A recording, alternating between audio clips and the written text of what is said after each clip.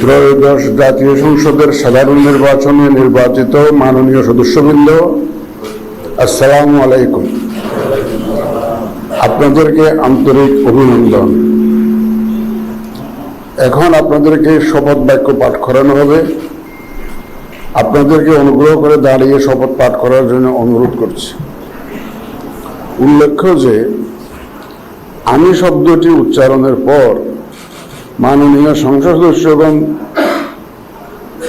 Dot চিহ্নিত স্থানে নিজের নাম পাঠ করবেন।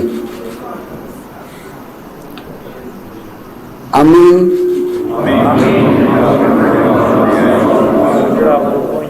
সংসদ সদস্য নির্বাচিত হইয়া সশ্রদ্ধ চিত্তে শপথ বা দৃঢ়ভাবে ঘোষণা করিতেছি যে আমি যে কর্তব্যভার গ্রহণ করিতে যাইতেছি তাহা আইন অনুযায়ী ও বিশ্বস্ততার সহিত পালন করিব। আমি